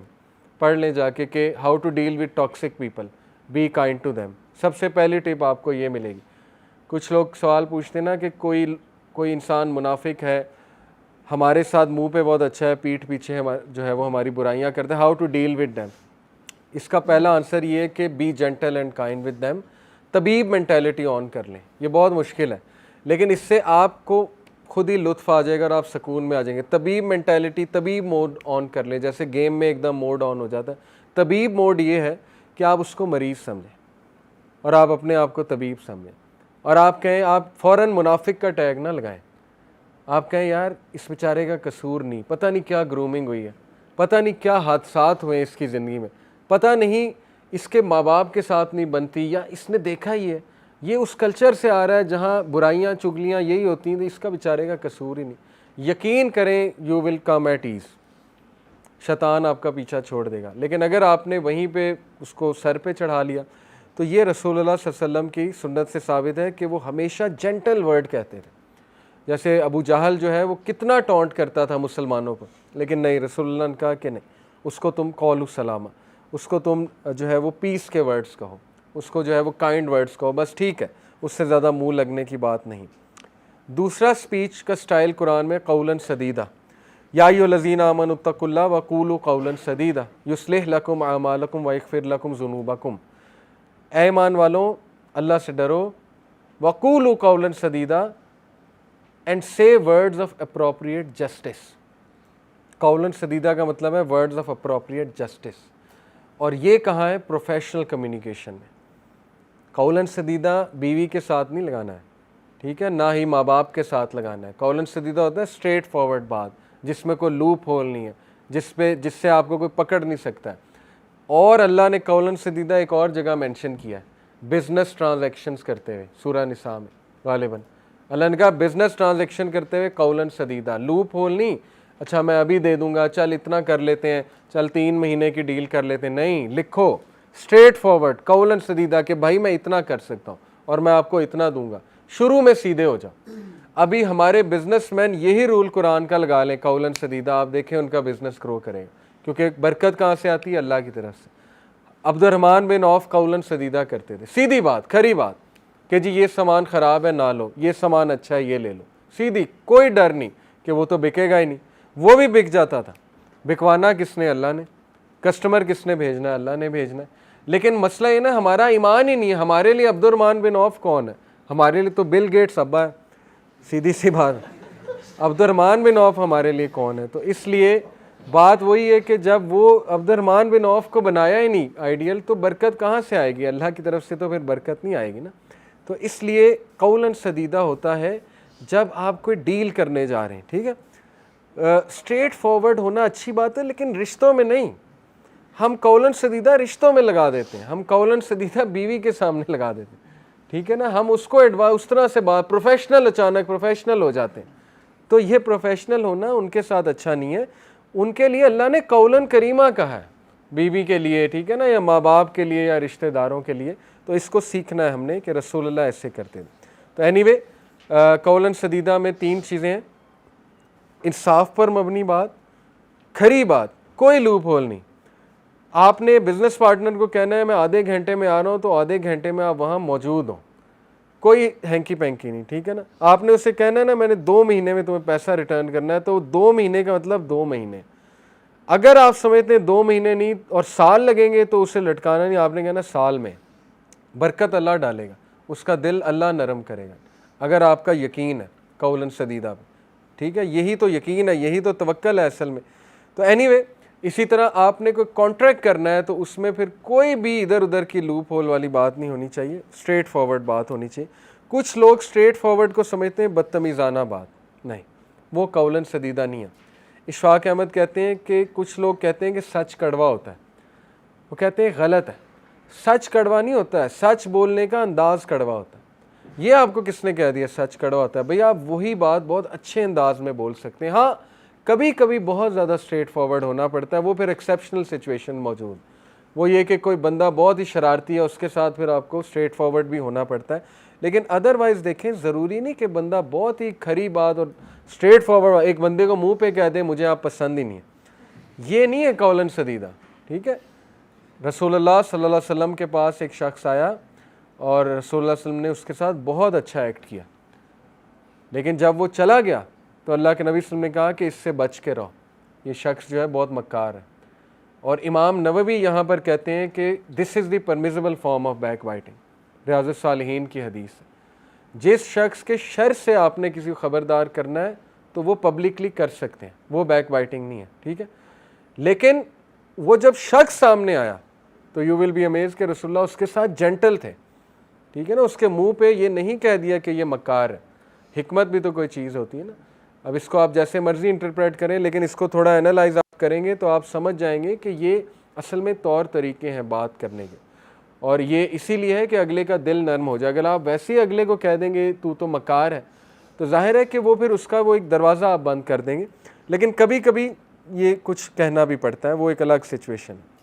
तीसरा स्टाइल है कौलन लय्यिना। ये कहाँ पर है? सूरह तहा में आयत नंबर 44 में, फ़क़ूला लहू कौलन लय्यिनन लअल्लहु यतज़क्करु औ यख़शा। अल्लाह सुब्हानहु व तआला ने मूसा अलैहिस्सलाम को कहा कि मूसा जाओ फ़िरऔन की तरफ और देखो उससे कौलन लय्यिनन, उससे नरमी से बात करना। तो कौलन लय्यिना इसका मतलब होता है जेंटल स्पीच, नरम बात, नरम गो होना। हालांकि अल्लाह को पता था फ़िरऔन ने तो नहीं इस्लाम कबूल करना, स्टिल इंस्ट्रक्शन दी कि इससे तो नरमी से बात करना, ठीक है। तो नरमी से जो बात है ये कहाँ पर यूज़ होता है? ये जनरली हर एक के साथ, घर वालों के साथ, अपने कोलीग्स के साथ, किसी को समझाते हुए नरमी इख्तियार करना। रसूलुल्लाह सल्लल्लाहु अलैहि वसल्लम के पास एक जो है वो लड़का आया, यंगस्टर, उसने कहा कि मैं ज़िना करना चाहता हूँ। तो अल्लाह के नबी सल्लल्लाहु अलैहि वसल्लम जो है वो ज़ाहिर सहाबा उसको मारने दौड़े थे कि कैसी बात कर रहा है अल्लाह के नबी के सामने। इससे एक बात स्कॉलर ये कहते हैं कि देखें सहाबा का कंफर्ट जोन चेक करें नबी के साथ कि आकर ऐसी बात कर दी। इसका मतलब कि रसूलुल्लाह ने इतना कंफर्ट जोन क्रिएट किया हुआ था कि डरते नहीं थे। सहाबा जो उनके दिल में बात होती थी कर लिया करते थे रसूलुल्लाह सल्लल्लाहु अलैहि वसल्लम से। डरने से ना डरने से मुराद ये है कि आउट ऑफ मोहब्बत वो कहते थे कि हम बात कर दें।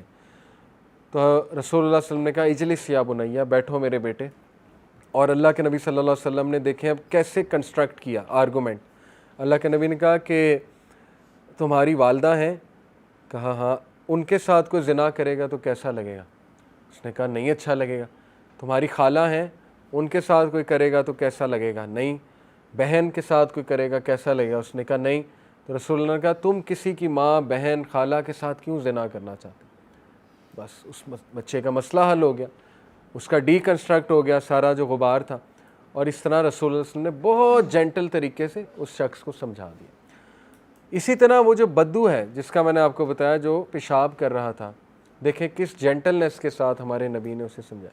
इसलिए देखें आपकी हार्श टोन से मसला हल शायद हो जाए, लेकिन जेंटलनेस से हो सकता है वो जल्दी हो जाए और उसमें अल्लाह की भी बरकत आ जाए। मैं आपको मिसालें देता हूँ दो।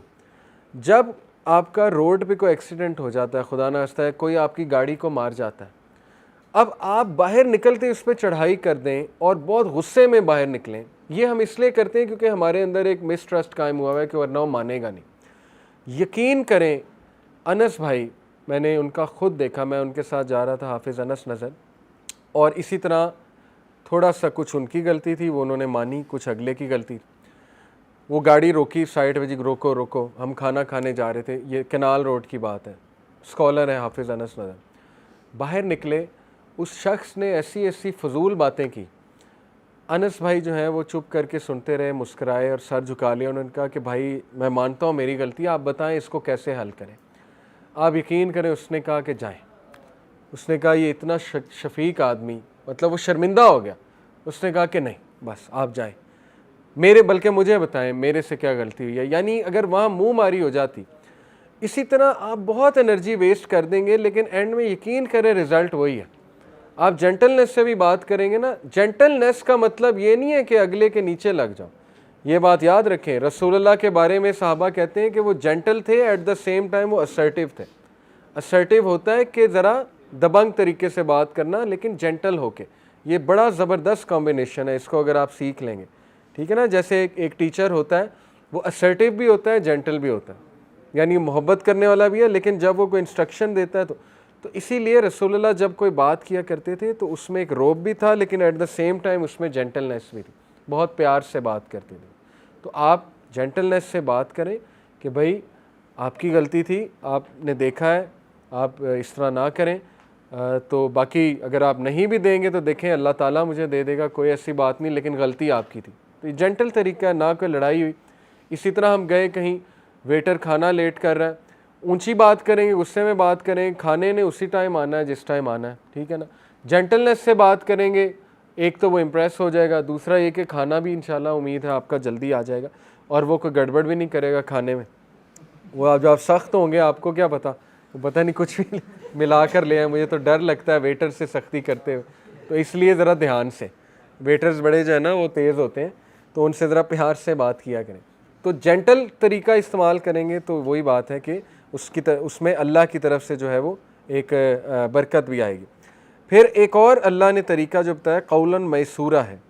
कौलन मैसूरा सूरह अल-इसरा में है, और कौलन मैसूरा जो है वो बेसिकली यतीम और मिस्कीन के साथ बात करने के तरीके में अल्लाह ने कौलन मैसूरा कहा है। अल्लाह ने कहा है कि and if you must turn away from the needy awaiting mercy from your Lord which you expect then speak to them a gentle word. कौलन मैसूरा होता है किसी को जेंटली रिजेक्ट करना, ठीक है। जैसे रसूलुल्लाह सल्लल्लाहु अलैहि वसल्लम की कम्युनिकेशन आप देखें तो एक सहाबिया आई, उन्होंने कहा या रसूलुल्लाह मैं अपने आप को पेश करती हूँ फॉर मैरिज। अल्लाह के नबी सल्लल्लाहु अलैहि वसल्लम ने, अब देखें कितना ओपन एनवायरनमेंट था, कैन यू बिलीव इट कि यहाँ ऐसे हो पाकिस्तान में। तो वो जाहिर है तरबियत याफ्ता कौन थे, रसूलुल्लाह के वो लोग। तो रसूलुल्लाह ने देखा और फिर नज़रें झुका ली और ख़ामोश हो गए, कोई कमेंट पास नहीं किया। तो वो खातून समझ गई कि रसूलुल्लाह सल्लल्लाहु अलैहि वसल्लम जो है उनकी तरफ से नो है। तो फिर एक सहाबी उठे, उन्होंने कहा या रसूलुल्लाह अगर if you are not in need of her I will marry. यानी कैसा वो मुआशरा था। तो रसूल ने कहा ठीक है, महर दे सकते हो। फिर वो बातचीत हुई और उसकी शादी हो गई। ये होता है कौलन मैसूरा, कि किसी को आपने अगर नो करनी है तो इतनी स्ट्रेट फॉरवर्ड नो नहीं होनी चाहिए। जैसे एक नीडी है, उसको आपने ना करनी है तो अल्लाह कहते हैं कौलन मैसूरा, कि उन्हें ना करते हुए कोई जेंटल वर्ड कह दो, कोई दुआ दे दो, ठीक है ना, अल्लाह भला करेगा। अब हमने एक सेंटेंस सीखा है ना, अल्लाह भला करेगा, ये कौलन मैसूरा है कि अल्लाह ताला आपके लिए आसानी करे, ठीक है ना, अल्लाह ताला आपके हाफिज़ आपका हिफाजत करे वगैरह वगैरह। अच्छी बात है, हमारे कल्चर में अच्छे सेंटेंसेस हैं, तो ये भी सुन्नत से साबित है, कौलन मैसूरा। फिर कौलन मारूफ़ा, कौलन मारूफ़ा जो है वो आप हैरान होंगे वो कहाँ पर अल्लाह ने इस्तेमाल किया है। कौलन मारूफ़ा होता है जब आप औरत को प्रपोज़ करने जाएं। ये सूरह अल-बकरा की आयत नंबर 235 से साबित है। अल्लाह कहते हैं कि जब तुम खातून को प्रपोज़ करो तो वो कौलन मारूफ़ा से प्रपोज। कौलन मारूफ़ा का मतलब है honourable word, proper words, appropriate words, यानी कैजुअल तरीके से मत जाओ, कैजुअल अल्फाज मत इस्तेमाल करो, ढके छुपे अल्फाज मत इस्तेमाल करो। ऑनरेबल तरीका, उसके वालिद के पास जाओ, ऑनर से बात करो जाके, ठीक है ना। तो ये ऑनरेबल वर्ड हमें सीखना है हमारे यंगस्टर्स को।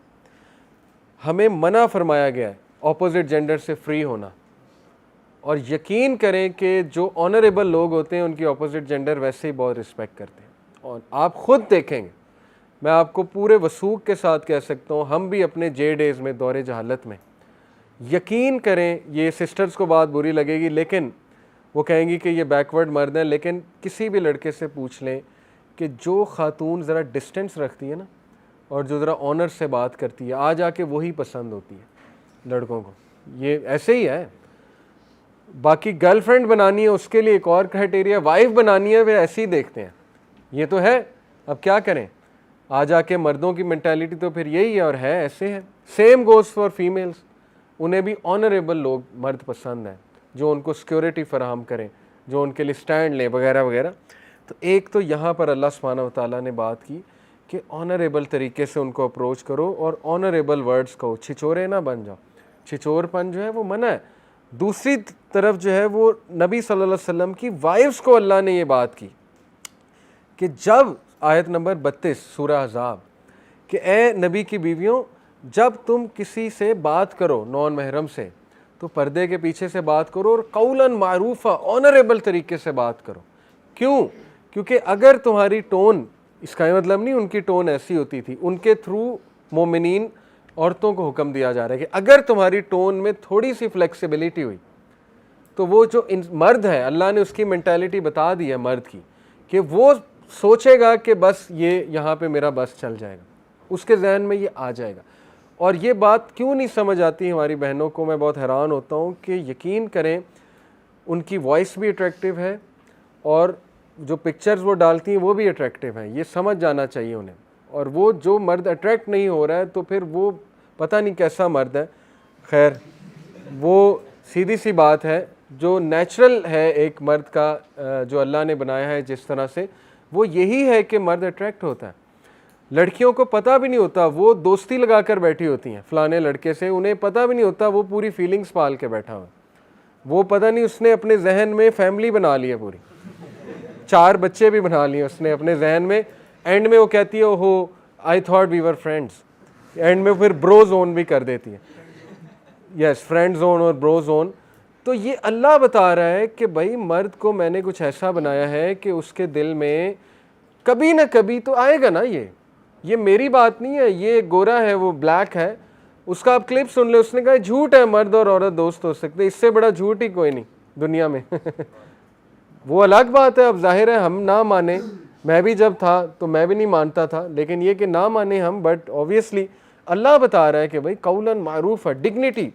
देखिए, बात कर सकते हैं नॉन महरम के साथ, रिलेशन एज सच को प्रोफेशनल रिलेशन आ गया उसकी ज़रूरत रख सकते हैं, लेकिन उसकी पूरी गाइडलाइन है कि ये तरीका आप जो है वो फॉलो करें, इसी में बरकत है, इसी में अच्छा है। मारूफा जो है वो अपोजिट जेंडर के लिए, ठीक है। और लास्ट जो है वो कौलन बलीगा है। कौलन बलीगा जो है सूरह निसा में आयत नंबर 63 में आता है। अल्लाह कहते हैं कि those are the ones of whom Allah knows what is in their hearts, so turn away from them but admonish them and speak to them a कौलन बलीगा, कौलन बलीगा का मतलब होता है फार रीचिंग वर्ड, ऐसी बात जो दिल में खुब जाए, ऐसी बात जिसका फार रीचिंग इफ़ेक्ट है। और ये मुनाफिकीन के साथ बात करने के हवाले से अल्लाह ने कहा कि मुनाफिकीन से दूरी इख्तियार करो, और दूरी इख्तियार करने से पहले कौलन बलीगा, कोई ऐसी बात उन्हें कह दो कि शायद उनके दिल को इफ़ेक्ट हो जाए, यानी कोई उनके लिए थॉट प्रोवोकिंग बात छोड़ के जाओ। तो ये डिबेट्स के दौरान, ठीक है ना, ये किसी ऐसे इंसान के साथ जो आपको लगे इस्लाम को बहुत डिग्रेड कर रहा है, उसको रिस्पेक्ट देते हुए एंड में बस कौलन बलीगा कि जी ये है बात, असल में सोच लें। मैं आपको मिसाल देता हूँ, मैं ये नहीं कह रहा कि जिससे मैंने बात की वो मुनाफिक है, अल्लाह माफ़ करे, लेकिन ये कि मैं आपको एक मिसाल देता हूँ। मैंने एक सिस्टर थी, उन्होंने बहस शुरू कर दी, यूनिवर्सिटी स्टूडेंट मुझसे, फेमिनिज़म के बारे में। बहुत ज़्यादा वो फेमिनिज़म प्रमोटर थी, और जाहिर है हमारी बच्चियों को चूँकि दूसरा नैरेटिव पता ही नहीं है, तो आ जाके उनके लिए चॉइस फेमिनिज़म ही रह जाती है। तो उन्होंने कहा कि ना इससे आपको क्या मसला है। मैंने कहा देखें, मेरे पास इससे बेहतर फ़िलासफ़ी मौजूद है, मैं ये नहीं कहूँगा मसला, लेकिन इससे बेहतर फ़िलासफ़ी मौजूद है, वो ये है इस्लाम जो राइट्स देता है वुमेन को। उन्होंने कहा कि नहीं इसके बहुत फ़ायदे हैं, यू विल सी कि ये होगा वो होगा। तो मैंने उन्हें 2-4 फ्लॉज बताना शुरू किए, तो वो बहुत ज़्यादा गर्मा गर्मी हो गई। मैंने उनका सारी बहस छोड़े, मैंने आपकी सारी बातें सुन ली हैं। अगर फेमिनिज़म एक ट्रुथ की मूवमेंट है और सिंसियर मूवमेंट है, मैंने पहले तो उनसे कहा ये इतनी फैल क्यों नहीं रही पाकिस्तान में, औरत मार्च फेल क्यों हुई है, आपको इतना ज़्यादा क्यों नहीं, पाकिस्तानी माशरा क्यों नहीं एक्सेप्ट करता, बल्कि पूरी दुनिया में अब तो वेव चल रही है। आप देख लें, गोरों ने रद्द करना शुरू कर दिया 5th वेव फेमिनिज़म का, खुद ही गोरों ने, Jordan Peterson is one of them. तो मैंने कहा क्यों, आपको दुनिया से क्यों रेफुटेशन मिल रही है और ये सारा। उन्होंने कहा कि नहीं मुल्ले नहीं ग्रो करने देते फेमिनिज़म को। मैंने कहा अच्छा, मैं आपको एक आखिरी बात करके जा रहा हूँ, अगर फेमिनिज़म हक पे खड़े है और अगर फेमिनिज़म एक सिंसियर मूवमेंट है, तो याद रखें सिंसियर मूवमेंट के साथ अल्लाह की मदद होती है। और सीरा मुझे ये सिखाती है कि सिंसियर मूवमेंट फैल के ही रहती है, और दुनिया उसे रोकने लग जाए लेकिन सिंसियर मूवमेंट को कोई नहीं रोक सकता। रसूलुल्लाह को पूरी दुनिया ने रोका है, मुनाफिकीन ने रोका है, मुशरिकीन ने रोका है, लेकिन वो एंड में रसूलुल्लाह ही विक्टोरियस थे। तो मैंने उसे कहा कि अगर आपकी मूवमेंट सिंसियर है, करेक्ट है, तो इसको फैलने से कोई नहीं रोक सकता, ये आग की तरह फैलेगी, एंड यू विल सी कि ये 10 साल बाद इसका क्या होता है। That's it, I close the discussion. और रियली उनकी शक्ल देखने वाली थी, आई वाज सीइंग, उसके चेहरे पे मैंने तासुरात बदलते देखे, क्योंकि अल्लाह ने उस वक्त मुझे आर्गूमेंट दिया कौलन बलीगा कि एक ऐसी थॉट प्रोवोकिंग बात करो कि अगला सोच में पड़ जाए, ठीक है ना। तो कई लोग, उनको जब ऐसी बात की जाती है तो वो सोच में पड़ जाते हैं कि यार वाकई ही, जैसे कौलन बलीगा की सबसे बेहतरीन मिसाल है मौत का टॉपिक। बड़े से बड़ा एरोगेंट बंदा, उसके साथ ये टॉपिक चलता है। आप उसे कहें तूने मरना नहीं है, हैव यू एवर थॉट कि अगर अभी तुम मर जाते हो, क्या कोई आखिरत है, क्या अल्लाह से तुम्हारी मुलाकात होगी, क्या वाकई ही अल्लाह के वादे सच हैं कि मेरे सामने तुम सब ने जमा होना है। आप देखें कि क्यों असर नहीं करती, अगर उनमें थोड़ा सा कुछ मौजूद है। स्टिल इवन एथियस्ट के साथ इट वर्क्स कि what happens after death, what happens. ये है कौलन बलीगा। तो रिपीट करते हैं, मैंने आपको जो है वो 6 कम्युनिकेशन के मेथड्स बताए, और सारे रसूलुल्लाह के डिफरेंट सिचुएशन में। एक कौलन करीमा है, कौलन करीमा होता है नोबल और इंतहाई जेनरस स्पीच, और ये है माँ बाप के साथ और जनरली रिश्तेदारों के साथ। कौलन सदीदा, इससे मुराद होता है सीधी बात, खरी बात, टू द पॉइंट बात, कोई लूप होल्स नहीं है उसमें, और अप्रोप्रिएट जस्टिस पर मबनी बात। ये प्रोफेशनल सेटिंग्स में लागू है कि आपसे कोई व्यू मांगे ना कि ये बंदा कैसा है, आप कहें मुझे नहीं पता, क्योंकि आपका इंटरेक्शन ही नहीं है। कहना कि हाँ हाँ मुझे पता है, इसमें ये बुराई है, इसमें ये बुराई है, तो वो कौलन सदीदा नहीं, क्योंकि आपका इंटरेक्शन ही कोई नहीं, आपकी एक बार उससे मुलाकात हुई। कौलन सदीदा ये भी है कि किसी ने आपके साथ बुरा किया तो आप उसको वैसे ही बुरा बना दें। भाई उसने आपके साथ बुरा किया है, हो सकता है दूसरों के साथ ना किया हो, तो आप कहें जी मेरे साथ तो ये किया है, बाकी नहीं पता, बाकी अल्लाह नोज़ बेस्ट, पता नहीं अंदर से कैसा है। तो ये है कौलन सदीदा, ठीक है। इसी तरह तीसरी मैंने आपको बताई कौलन लय्यिना। कौलन लय्यिना जो है इसका मतलब है कि नरम बात, जेंटल स्पीच, और ये स्पेशली अपने ओपोनेंट्स के साथ यकीन करें ऐसे आपकी फैमिली में अंकल जो आप समझते हैं बहुत एग्रेसिव हैं, आप उनके साथ ये अप्रोच लगाएं, वो आपके फ़ैन बन जाएंगे, ठीक है ना। आप उनसे एग्री कर जाएं, जो ओवर आर्गूमेंटेटिव पीपल है ना, उनसे एग्री कर जाओ, उनका आर्गूमेंट ख़त्म हो जाता है। आपके यहाँ बिल्कुल ठीक कह रहे हैं, मज़ा आ गया, आज तो कमाल बातें हो गई। उसके बाद आप थोड़ी सी अपनी बात कर दें, बस बात जो है वो ख़त्म। द मोमेंट यू डिसएग्रीड, तो वो उन्होंने PhD की हुई आर्गूमेंट में, वो फिर आपको ऐसा मात देंगे ना, ऐसी मात देंगे कि आप सोए। इसलिए कौलन लइए ना, एग्री कर गए, उसके बाद कहेंगे हाँ लेकिन इसका ये पहलू भी है, इस पहलू से भी आप ज़रा सोच लें, तो ये बड़ा अच्छा तरीका है। कौलन मैसूरा, easy words, gentle words, rejection करते हुए, ठीक है ना, किसी को ना करनी है तो कौलन मैसूरा। इसी तरह कौलन मारूफा, ऑपोजिट जेंडर से बात करनी है डिग्निटी के साथ, ऑनरेबल तरीके से, कोई फ्री नहीं होना। हम क्यों फ्री हों भाई ऑपोजिट जेंडर से, वो फितने के चांसेस जो हैं वो बढ़ जाएंगे। और कौलन बलीगा, far reaching, penetrating and words of insight. तो ये 6 तरीके हमें रसूलुल्लाह की कम्युनिकेशन में खुल के नज़र आते हैं। इंशाल्लाह इनकी मज़ीद मिसालें मैं नेक्स्ट क्लास में दूँगा। सुब्हानकल्लाहुम्मा व बिहम्दिका, अशहदु अल्ला इलाहा इल्ला अंता अस्तगफिरुका व अतूबु इलैक। वस्सलामु अलैकुम व रहमतुल्लाहि व बरकातुहू।